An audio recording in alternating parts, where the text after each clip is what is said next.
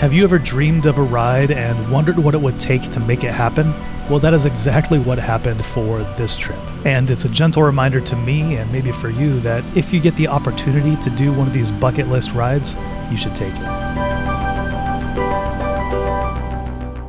Good morning. It's about 5:52 and I'm getting ready and waiting for a pickup to go to the airport because today I have a pretty rare opportunity that I did not want to pass up, riding Beartooth Pass or Beartooth Highway. Check out any list of the best driving and riding roads in the US and it'll probably be on there somewhere. See, we have some bikes up in Vancouver, Canada that need to come back here to Goshen before the owners rally coming up this weekend, so I offered myself my services to go up there and get them. And what makes this even more special is that my dad is going to be joining me on this. He's a lifetime motorcyclist, worked at Janus for a while in service, so some of you might know him from that, and then also delivered motorcycles for Janus for a while. And we've gone on a couple longer rides together, but nothing quite like this, and it's been a while since we have, so I'm very excited for this opportunity. So the plan is to fly out to Vancouver, pick up the van, pick up some bikes, and then make our way back to Goshen and hopefully have some pretty epic rides along the way and make it back in time before the owners rally. So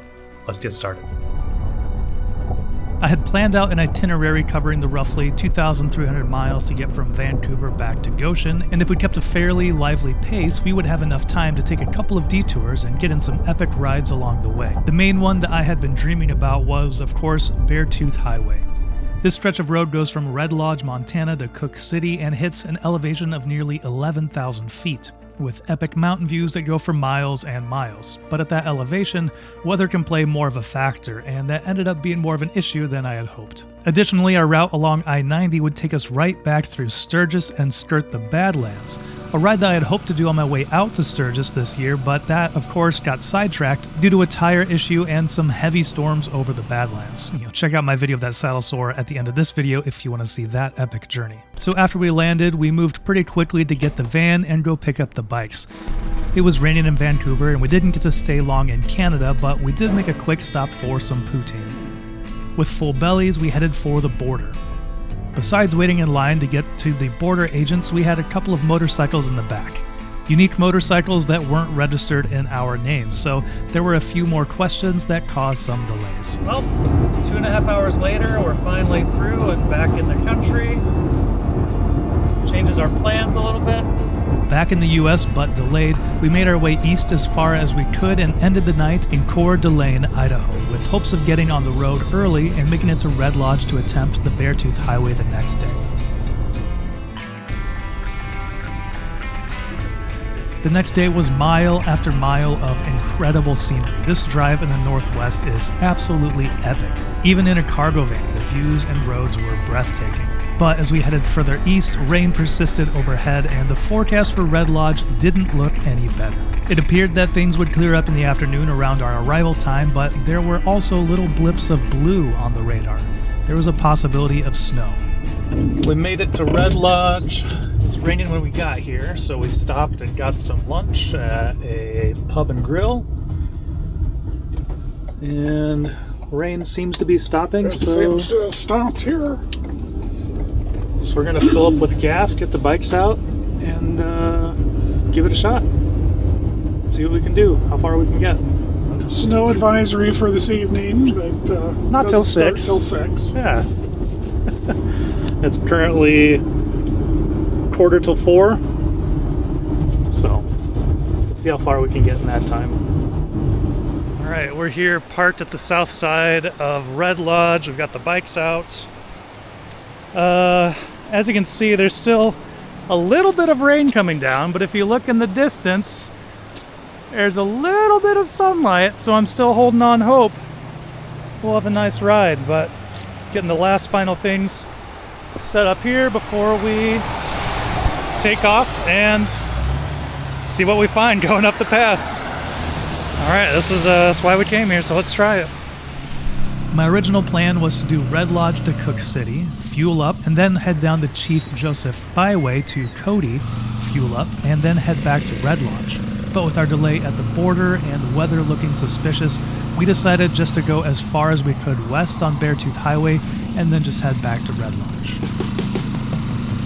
The rain cleared as we put up our kickstands and started to climb. My dad on a Halcyon 250 and I was on a Halcyon 450. Back and forth, winding on switchbacks with cliff drop-offs and epic views, we made our way up as the temperature dropped. We stopped at a couple of pull-offs to chat, take pictures, and take in the view, and I also took the opportunity to warm my leather gloves on the side of the motor. The temperature had dropped into the 30s the higher we went. As snowflakes started to fall, we reached the summit of Beartooth Pass, 10,947 feet. My dad reported that the carbureted 250 was complaining a bit more than it was at lower elevations, but it made it up to the pass just fine. Due to the weather, which was also obstructing some of the views, here's where we decided to turn around and head back to Red Lodge. I was feeling more comfortable on the way back down and loved taking in the epic views. Downshifting into corners, leaning back and forth, this was exactly what I had hoped it would be, even if the ride was cut much shorter than my original plan.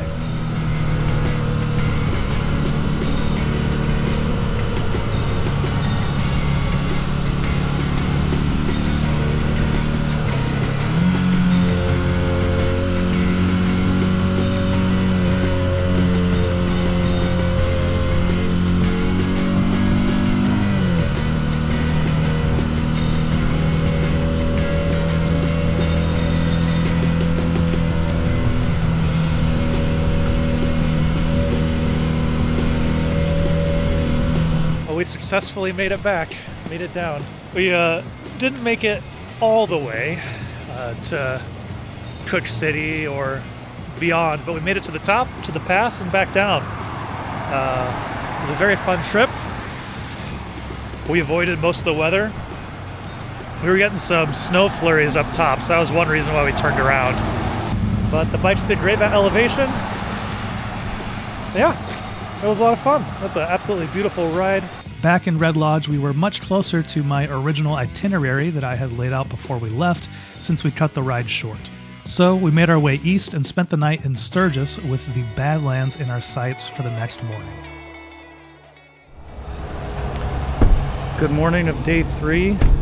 We are at Wall, South Dakota, and we've got the bikes out. We're gonna go for another ride real quick. While we're out here, figured we would do the Badlands.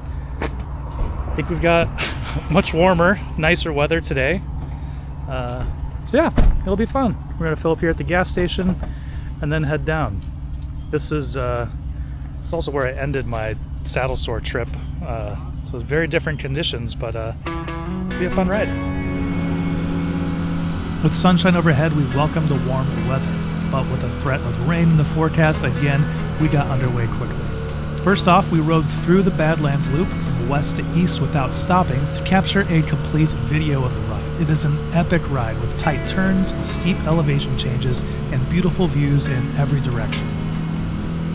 On the other side, looking back, the sky looked much darker than when we had started, so after grabbing a few souvenirs, we made our way back while taking in a few stops before reaching the van back in Wall.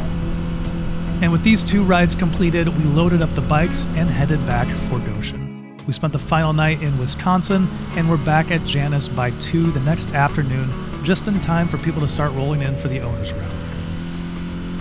So even though things didn't go exactly as I had hoped and planned, this was still an epic adventure to remember.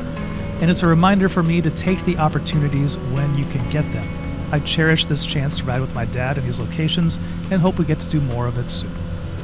What are some of your bucket list rides? Let us know down in the comments, and if the opportunity arises, hopefully those can get checked off.